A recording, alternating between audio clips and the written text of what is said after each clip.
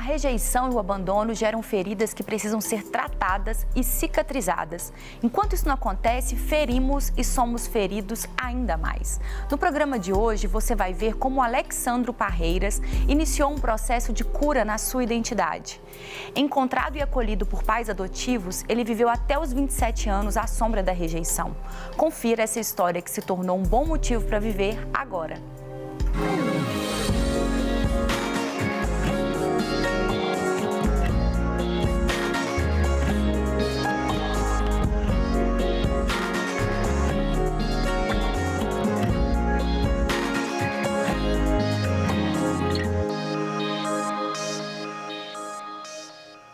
Uma paternidade bem resolvida resulta em saúde emocional para a vida toda. Se você não tem esta realidade na sua vida, se a orfandade, se o sentimento de rejeição faz parte da sua trajetória, você não pode perder todo esse programa. Fique aí até o final, porque eu tenho certeza que você vai ser muito edificado. Eu já estou aqui com meus convidados, sempre queridos amigos e parceiros. Guilherme Fenelon, seja bem-vindo. Obrigado, Thalita. Dr. Lucas Farnese, uma honra ter você aqui mais uma vez. Obrigado, Thalita. Obrigado pelo convite. A gente vai revezando os lados. Aí tem dia que eu olho, eu falo assim, hoje deve ser o Guilherme lá de cá. Eu vou trocando, vocês não reparam não, porque já começa já dando... Tá dando certo, tá dando certo. Dando alguma coisa. Gente, a história de hoje é uma história muito comum para muitos brasileiros, né? A gente sabe que o país ele tem um número altíssimo de órfãos, inclusive de filhos que têm apenas a mãe registrada na carteira e não tem de identidade e não tem o registro paterno. Hoje a gente tem a história do Alexsandro, que viveu a orfandade, né? Ele passou pela rejeição, pelo abandono, mas essa de forma diferente. Às vezes a gente tem pessoas que se sentem órfãs, mesmo tendo pai e mãe dentro de casa, com o nome na carteira de identidade e tudo mais. E essa é uma cura muito importante e significativa que nós precisamos viver. É por isso que hoje a gente vai compartilhar sobre esse assunto. Vamos conhecer a história dele. Meu pai saindo para trabalhar por volta das 4h18, 4h20 da manhã, ele ouve uma criança chorando numa lata de lixo, quando em frente ao centro ao qual eles trabalhavam. Ele levanta algumas sacolas e encontra eu lá dentro. E eu sou adotado pelos meus pais. É meio estranho falar disso quando você não sabe, porque eu vivi uma infância debaixo de um princípio de pressão, porque não entendia por conta das rejeições da família. Eu ainda brinco muito quando eu ministro nas igrejas, porque eu tomei trauma de asa e pescoço de frango, porque na casa dos meus parentes eu ganhava isso, enquanto meus outros primos ganhavam coxa, ganhavam peito. Eu falo, em casa não tem mais asa, velho. No churrasco eu nem olho para asas. Então, foi uma infância a qual me sentia muitas das vezes vazio. E quando eu tinha mais ou menos meus 15, 16 anos, antes da minha conversão, eu estava no meio de uma briga, de uma confusão de família. Minha tia falou para mim que eu não era nem parente deles, que eu não era do sangue deles. Aí, daquele momento, eu comecei a olhar para meu pai, que era franzininho, minha mãe, que era diferente, e entender toda aquela infância minha, todas as dores, todos os traumas. E aquilo foi uma bagunça para minha mente.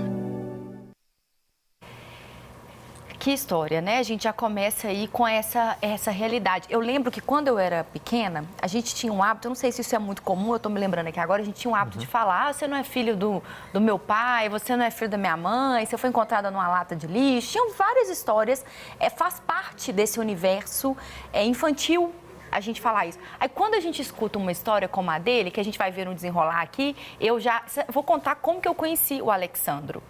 Eu peguei um Uber. E eu entrei dentro do Uber e eu achei aquilo tudo muito diferente, porque logo em frente tinha uma mensagem. Você isso, isso e isso, tem esperança pra você, não sei o quê. O Uber dele todo era assim. Aí eu comecei a conversar com ele, falei, como é que é essa história? Aí ele falou, não, eu sou pastor, trabalho no Uber, isso tem muitos anos já. Trabalho e cada vez eu levo essa mensagem de esperança, de encorajamento para as pessoas. E aquilo ali me marcou muito, porque eu falei, gente, tem uma história por trás disso. Aí, quando eu fui perguntar para ele por que ele fazia isso, ele me contou a história dele. Então, só introduzindo, que eu saio de um assunto para outro, hoje eu estou muito agitada nesse programa, né? Por quê? Porque o que era uma brincadeira, que a gente fala de forma muito infantilizada, para ele se tornou uma verdade dolorosa, uma realidade muito difícil.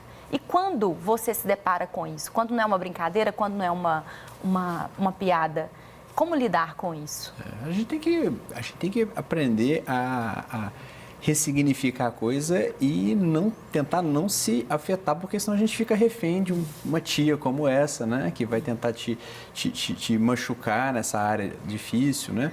Então, quando a gente pega essas histórias, né? Que elas são dolorosas, que elas são difíceis, a gente tem que tirar força disso, né? Eu gosto muito de dizer assim, olha, a história é difícil, você pode contá-la assim, olha, eu vivi isso e por isso que eu sou forte desse jeito, né? Ou eu vivi isso e por isso que eu estou acabado desse jeito. Então a gente tem que tentar tirar força dessas histórias, né? A gente tem que tentar tirar o proveito, né? Não olhar pelo lado positivo, né? Que bom que ele me achou, né? Não que péssimo, nossa, eu fui abandonado por alguém na lixeira. Eu falo, olha, graças a Deus alguém me encontrou na lixeira. São formas de ver a mesma história, né? São formas de contar a mesma história, uma positiva e uma negativa, né? A gente tem que escolher buscar sempre a forma mais positiva de enxergar a situação. E a gente vai ver ao longo do programa de hoje como que ele fez isso. Tanto é que ele leva essa mensagem fazendo transporte, né, das pessoas, faz isso por meio das redes sociais dele também. E ele, de fato, se sentia amado pelos pais adotivos. Vamos ver. O amor que meu pai e minha mãe me deu é surreal. Tanto é que hoje, depois da morte da minha mãe, quem cuida do meu pai sou eu. Eu trabalho praticamente para cuidar dele. E é uma coisa interessante, porque meu pai e minha mãe me protegeu. Mesmo que eu me sentia meu coração vazio, às vezes eu queria mais, mas eu só tinha aquilo que eles podiam me dar na minha infância. Era estranho quando eu estava junto com os meus primos. Era estranho quando eu estava junto com a minha família. A forma que até hoje, eu estou com 41 anos, até hoje alguns me tratam ainda. Mesmo depois que veio a minha conversão, veio um acidente que eu tive, um período que eu passei, um processo muito dolorido também da minha vida, e aí veio a Cristo. Mesmo dentro do Evangelho, eu me sentia vazio, mesmo após casado, eu me sentia vazio. Fui pastorear dentro e fora do estado, fora do país, até que eu vim me encontrar o vazio, o qual era o meu problema. Porque eu tinha medo, a rejeição é uma coisa terrível, né? Eu até falo hoje, quando eu atendo pessoas, eu pergunto para elas assim, quem é o culpado da história? Por que você está segurando isso? Por que você não joga para fora? Porque enquanto você não joga a dor para fora, ela vai continuar doendo. E até meus 27 anos, essa dor era permanente na minha vida.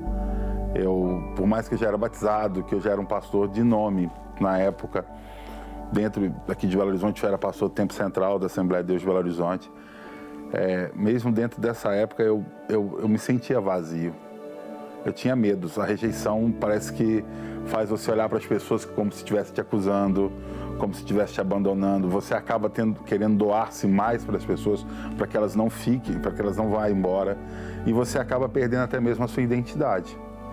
E isso era horrível na minha infância, era horrível na minha adolescência e até mesmo no meu ministério, até vir o processo todo de libertação.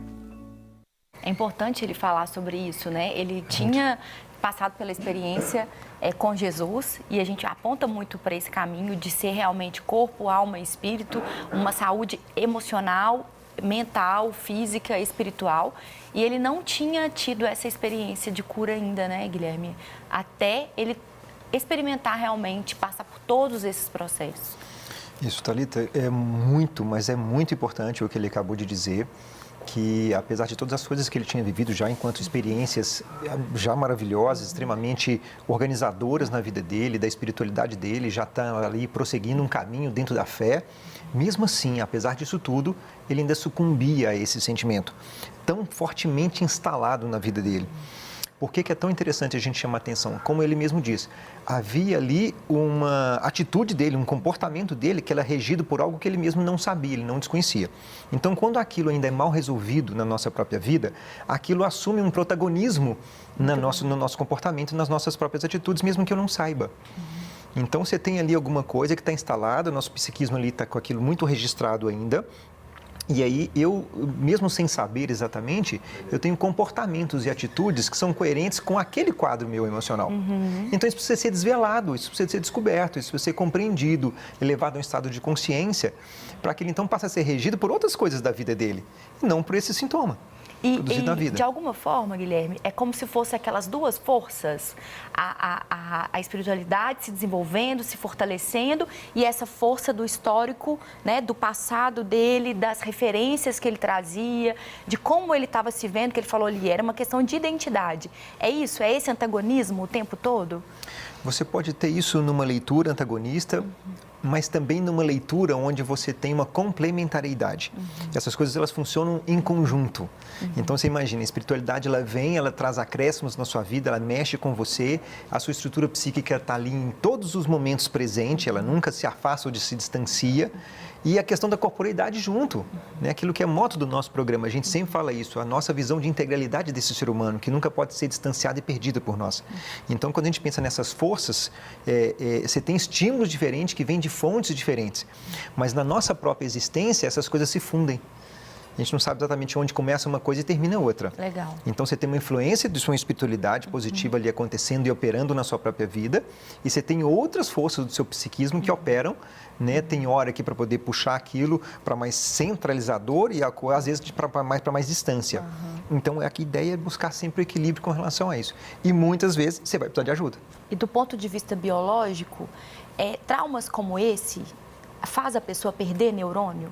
Faz a pessoa perder cognitivo, situações ali que dificultam essas reações?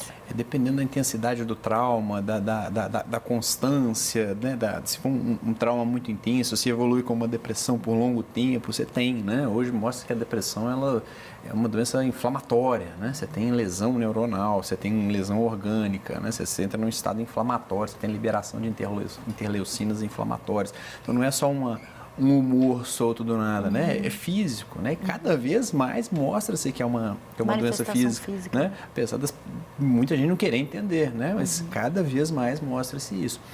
Então, muitas dessas situações como a dele é olhar por outro lado, né? É história de rejeição, mas, pô, você foi aceito e amado por alguém que te achou na lixeira. Isso. Não tem rejeição, tem uma aceitação plena, né? Tem um amor imenso.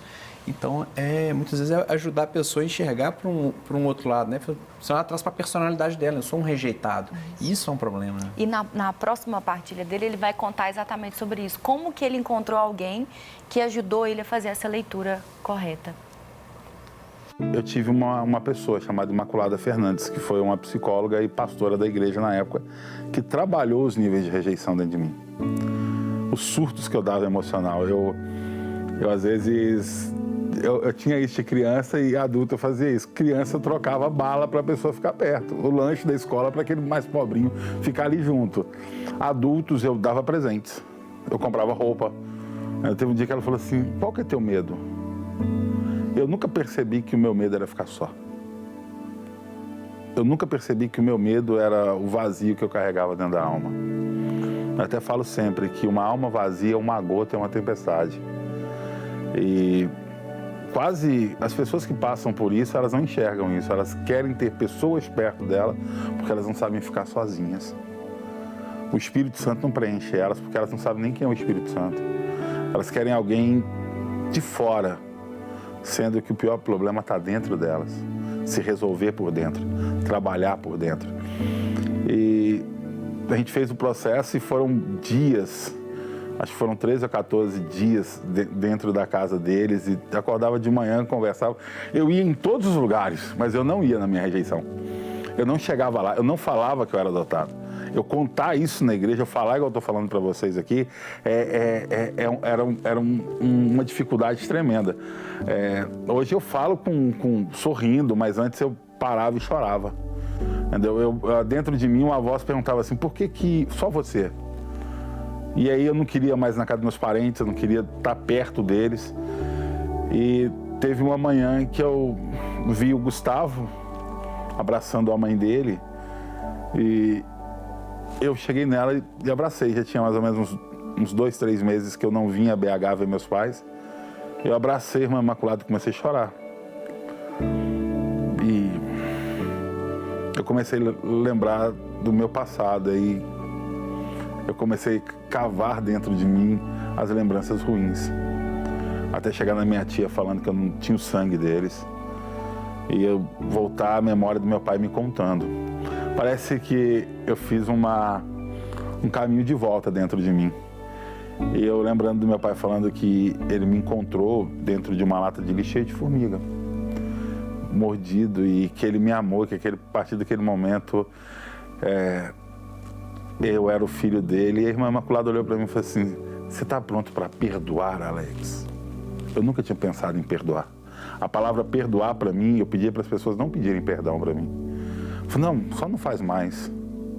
Só não faz as mesmas coisas. E naquele dia, soltar o perdão sobre a minha mãe de sangue biológica, falar que perdoei ela, jogar para fora, aquilo foi doloroso, mas foi libertador. Doloroso, mas libertador, né? Ele destaca. E Guilherme, um bebê, ele, com certeza, ele conta essa história que alguém contou para ele, né? Que foi o pai, no caso. Mas emocionalmente, isso tem uma marca? Porque uma gestação de uma criança que foi deixada, abandonada, certamente deve ter sido muito complexa, né? E ele sente, ele se emociona, ele traz alguma coisa, tem uma carga emocional que vem lá desde bebê? Como é que funciona isso? Thalita, não é uma pergunta simples, porque os dados de mensurar isso não são dados tão nítidos e tão evidentes assim. Não é uma coisa que você pode fazer uma pesquisa científica e investigar com relação a isso. Mas os dados apontam sim que existem já registros que são extremamente precoces, ainda no ventre, ainda com relação a uma infância extremamente nova. Você tem alguns registros com relação a essa qualidade que foi gerada em torno dessa criança. Mas a partir de um estado realmente de uma consciência é que a gente pode ter os registros mais claros e exatos que possam ser compartilhados, que possam ser identificados por essa criança. Isso é um processo gradativo ao longo da nossa própria vida. Tem coisas que somente na nossa vida adulta que a gente ganha um status de consciência, de maturidade do córtex cerebral para a gente poder ter compreensões mais exatas e nítidas. Mas sim, existem registros que não são só registros que a gente chama emocionais, são como um todo. Você imagina um corpo exposto ao frio, à violência, à dor. Essas coisas todas estão em algum nível registrado e elas vão trazer algum tipo de dano, algum tipo de sequela. É muito difícil mensurar isso.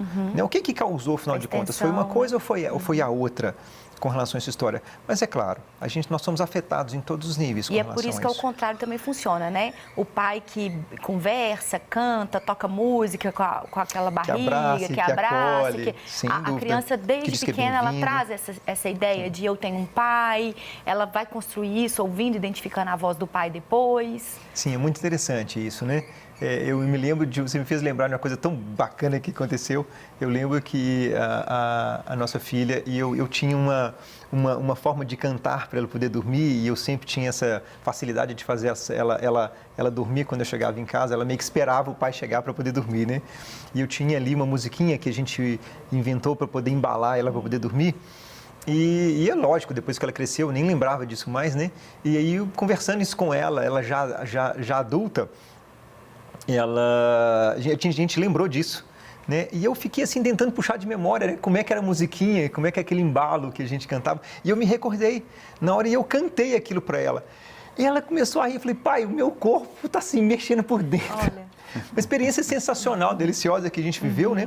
Ela teve uma percepção ali, né? Ela sentiu no corpo dela alguma coisa que estava completamente registrado nesta memória afetiva dela. Então isso é verdade, isso acontece. A gente tem esses registros reais, sim. E a história, né? A trajetória ministerial, pastoral dele na época trouxe a oportunidade que ele encontrasse a mãe dele biológica. Vamos ver. Uma senhora do lado, meia com aquele respirador no nariz, levantava a mão e falava: eu quero conversar. Eu quero me abrir. E eu sento do lado da cama, olho nos olhos dela e falei: pode falar. O ano de 80, eu engravidei de um sargento no Rio. Ele era casado, não quis ficar, me rejeitou. mandou vir embora.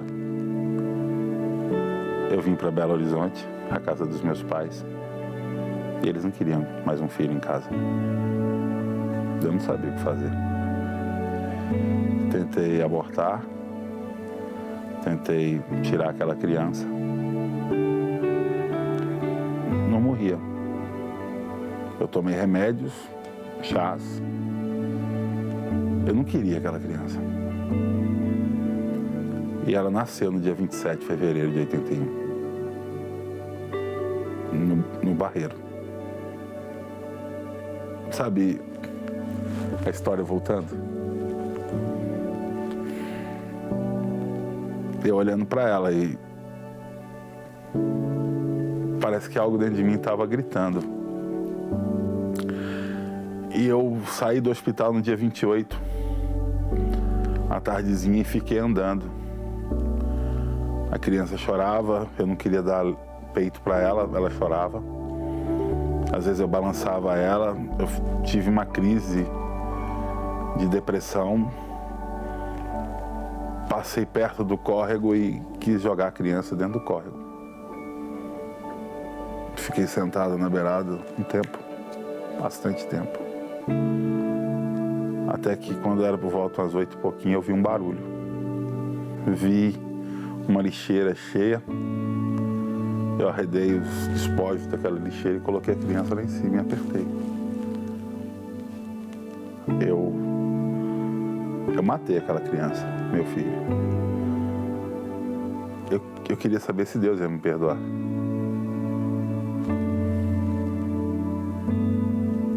Você não matou seu filho. Às 4 e pouca da manhã, quase 5 horas, um senhor saía daquela casa. Ouviu uma criança chorando. Estampou a lixeira. Pegou a criança lá dentro. E a criança cresceu. Teve N processos na vida. Foi revoltado. Quando descobriu que era adotado, quase foi para as drogas, para o crime. Só que Deus trouxe ele. E hoje ele é pastor. E ela falou assim: você está falando isso para me alegrar ou Deus te revelou? Eu cheguei no ouvido dela: eu sou o Alex, o filho que a senhora deixou na lata de lixo. Cara, olhar para a cara dela ali e tipo, eu conheço os meus irmãos, somos muito parecidos. E ela me empurrou para trás e ela quase morreu. E eu abracei ela. Eu falei que eu perdoava ela, que eu era grato, porque o homem que eu era, eu tinha que passar pelo processo que eu passei, até para viver o que eu vivo hoje. Ela viveu mais 4 anos. Sabe o que é tirar um peso de dentro de você? Eu saí daquela sala, eu sentei no corredor do hospital e chorei uma meia hora. Mas apresentei para ela minha filha, conheci um pouco da minha história e uns 4 anos depois Deus a recolheu. Foi tremendo. A gente vê a emoção dele e a gente fica tentando entender a complexidade, né, da vida. Você imagina, e anos depois, né, ele com essa jornada ministerial, ele fazia muitas visitas em hospitais, não tinha ido nem por causa dessa visita, era uma outra visita que ele contou, né, compartilhou com a gente, e ela estava no leito ao lado. Então, essa jornada de transformação e de ressignificação que a vida nos pede o tempo todo. Guilherme, do ponto de vista de uma saúde mental, desenvolver isso traz que tipo de benefício para uma pessoa? Então, ali tem gente que ainda fala que isso é coincidência, né? Uhum. O absurdo de falar que isso é uma coincidência, né? Você imagina quando que seria possível, né, uma situação dessa acontecer, a forma com que aconteceu e a beleza daquele momento onde, para ele acontecer, um preparo, um cuidado, ele teve que acontecer durante toda uma vida. Para que aquele momento, a possibilidade de um encontro, de cura, de manifestação da presença de Deus, de um benefício extraordinário para a vida dos dois acontecesse. Então, esse cuidado, a gente tem que pensar que ele não é um investimento que você faz pontualmente. É um investimento intenso, cuidadoso, cotidiano, com relação à nossa própria vida. Saúde mental é isso. Saúde mental não é uma coisa distinta e separada, distante do cotidiano, da nossa própria existência. Existem bases que são importantes com relação a gente se estruturar para que isso funcione melhor. Mas a gente não pode colocar isso como uma coisa que, não, é a minha saúde mental separada da minha espiritualidade, separada da dimensão. É a forma com que eu alimento, é a forma com que eu cuido de fazer uma caminhada, é a forma com que eu relaciono com as pessoas. Todas essas coisas nos preparam para isso. Porque esse inevitável sempre vai nos acometer de alguma forma algum dia. Todos nós vamos passar por situações que são inesperadas, incontroláveis e inevitáveis. Em algum momento isso vai acontecer. A gente só não sabe quando. Pode ser hoje, pode ser daqui a 10 anos. Então, como é que a gente faz? A gente vai viver naquela relação de apreensão, de prevenção? Não, eu cuido todo dia. Pronto. Que é uma forma de, quando acontecer, eu estou minimamente preparado para acontecer. E a gente pode testemunhar a beleza desta possibilidade de acontecer, como é o testemunho desse rapaz, desse jovem. E é assim que ele deixa, mulher. o Alexandro deixa uma palavra de esperança para todos nós, né? A gente precisa de conhecer mais a gente e se entregar de verdade para Deus. Eu sou pastor, tenho 18 anos e o que eu mais vejo é as pessoas buscando do lado de fora algo para suprir o externo, sendo que o vazio é interno. Se você conhece a você próprio, você consegue saber onde você encaixa dentro da sua vida aquilo que você precisa. E aí sim você vai conhecer a Deus. Nós não conhecemos a Deus debaixo de uma bagunça de vida. Nós precisamos de nos organizar um pouquinho. Precisamos de confessar. Precisamos de nos perdoar. Porque quando você se perdoa, você é capaz de ser perdoado por qualquer ofensa, por qualquer mal da sua vida. A gente tem que parar de carregar. Poxa, tá doendo? Fala com alguém. Não se tranque, porque a rejeição faz você se trancar. Às vezes eu converso com pessoas, me ligam de madrugada para conversar, porque recebem um áudio e no final diz assim que é o pastor Alex, 31, e fala meu número de telefone. E a pessoa tá desesperada. Eu aprendi com tudo a ouvir as pessoas. Ele compartilha, né, histórias, testemunhos, mensagens motivacionais, assim como ele faz no transporte, ele faz isso também por meio das redes sociais e isso tem reverberado, né, essa mensagem de esperança e de um bom motivo para viver, né? Hoje eu quero encerrar apenas com uma palavra para você. Não importa por quem você foi rejeitado, o que importa é quem não só te aceitou, como te escolheu. Todo o plano perfeito de Deus foi por mim, foi por você. Então, foque e valorize que Ele te aceitou. Reconheça essa graça, porque assim como no testemunho do Alexandro, quando nós reconhecemos a graça de Deus na nossa vida, todas as pessoas ao nosso redor são beneficiadas por isso. Que Deus te abençoe e até o próximo programa, se Deus quiser.